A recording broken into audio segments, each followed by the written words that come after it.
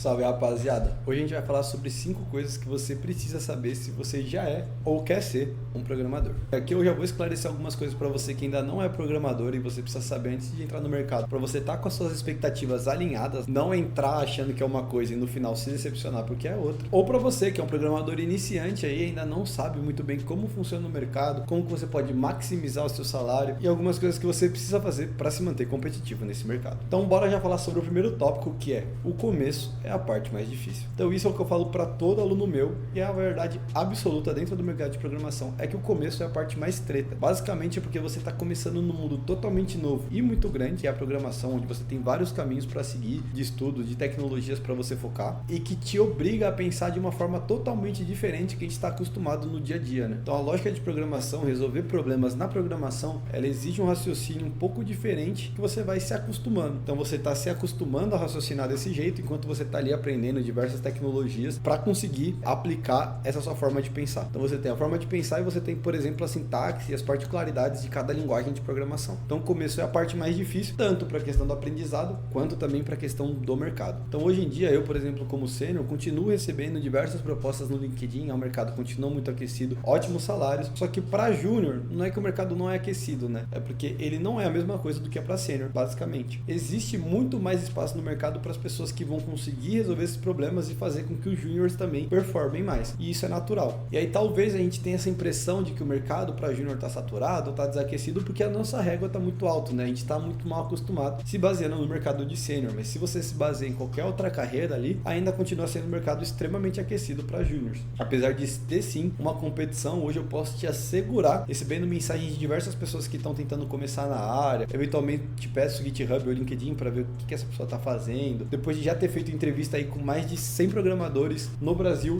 e nas empresas que eu trabalhei fora do Brasil, eu posso te assegurar que grande parte dessa competição não é preparada. São pessoas que estão de curiosas, estudando há um mês ali e estão aplicando para vagas, o que acaba fazendo um volume e dando essa percepção que é extremamente competitivo. Tem muita gente boa também competindo com você? Sim, mas o que eu quero dizer é que a proporção não é essa toda que a gente vê com o olhar de quem está por fora. Começo é treta, vai ter que trampar ali às vezes não pelo melhor salário, fazer uns projetos para criar o seu portfólio de forma não remunerada, mas depois as coisas melhoram. E também, convenhamos, né? Se você quiser virar um advogado, você vai ter que fazer 5 anos de faculdade, passar na OAB para ir começar a exercer a profissão. Então, o que é ficar, sei lá, 8 meses estudando e 4 mais 6 ou 6 meses criando um portfólio para uma carreira que vai te proporcionar trabalho remoto, né? Ou seja, um conforto extremo, ótimos salários e a possibilidade de ganhar em outra moeda. Convenhamos que a régua ainda continua baixa. E se eu fosse você, eu não ficava perdendo tempo e começava a estudar logo, porque como eu já falei, a tendência é essa régua aumentar cada vez mais. Outra coisa super importante de você saber como programador é que o gargalo não está no código. Sua produtividade ela não vai ser medida pela quantidade de linhas de código que você faz. Um programador top e um programador ruim de uma empresa, não necessariamente o top vai ser o que vai escrever mais linhas de código, mas sim com a sua capacidade de conseguir resolver um problema de negócio em uma resolução técnica. E isso envolve desde a sua lógica de programação quanto ao seu conhecimento de componentes, como esses componentes eles interagem entre si, como você pode usar o melhor componente para resolver diferentes problemas. Isso vai acontecendo de forma natural, óbvio também com muito estudo, ao longo da sua carreira. Então no começo, basicamente o gargalo ele está na lógica de programação, para você resolver coisas simples, e saber utilizar as ferramentas certas, né? Então saber utilizar bem o ORM que você utiliza, por exemplo. Esse é o gargalo que você vai ter no começo, saber utilizar as ferramentas e ter a lógica de programação. Depois de um tempo, o gargalo ele vai virando mais arquitetural, vai saber separar ali o seu código, né, em blocos que você consiga reutilizar, sem repetir muito código, você consiga ter um sistema que ele seja escalável a nível de código também, e não só apenas de usuário. E depois você vai começar a se preocupar mais com escalabilidade de usuário, a usar o componente certo, o melhor banco de dados para cada uso, quando uma arquitetura é complexa demais para aquele uso, ou então quando ela é muito simples, enfim, e assim vai indo. Mas não linha de códigos. Então eu já vi muita gente achando que ele ia ser produtivo se ele escrevesse mais rápido, ou se medindo ali pela quantidade de linhas de código que ele escreveu pelo mês, e tire isso da sua cabeça, que só vai te atrasar. Eu vou atrapalhar o seu vídeo, mas é rapidinho por um ótimo motivo. Seguinte, a gente pegou o nosso módulo onde a gente ensina a lógica de programação com JavaScript em 21 dias e separou num produto separado para você que não tem possibilidade de pagar a comunidade agora, que é o nosso conteúdo completo, consiga ter acesso a esse conteúdo mesmo assim. Fora os módulos, né, de bônus que a gente tem aqui dentro, que é impulsionando seus estudos, onde eu te dou técnicas e ferramentas para melhorar seus estudos, Learning English, que são os 10 passos para fluência, para que quando você vira e deve, você ter acesso às melhores oportunidades desse mercado, e como alavancar sua carreira, que são dicas de carreira que eu dou. E o seguinte, se você tem interesse em aprender comigo e ter acesso a todos esses bônus que estão praticamente de graça, corre lá, porque eu não sei até quando a gente vai continuar oferecendo esses bônus como parte dessa oferta. Outra questão é como que você vai maximizar o seu salário dentro da programação. Eu cansei de ver, e até mesmo na minha carreira, percebo que os momentos onde eu tive os maiores aumentos de salário foi indo para outra oportunidade. Eu não estou falando para você sair da sua empresa a cada 6 meses e ficar trocando. Isso não vai ser saudável, você não vai aprender tanto, porque no começo você está ali se alimentando com o sistema, aí você começa a entregar, aí você começa a sugerir mudanças e você vai cada vez adicionando novas habilidades conforme você vai ficando mais tempo no mesmo projeto, porque você não tem que mais se preocupar em conhecer o projeto, você já conhece, então você começa a se preocupar com outras coisas e isso vai te dar aprendizado. Mas chega um certo nível onde você está dentro da mesma empresa que ou não tem espaço para você crescer, ou seu crescimento ele vai ser sim desacelerado. E nesse momento, se o seu objetivo é salário,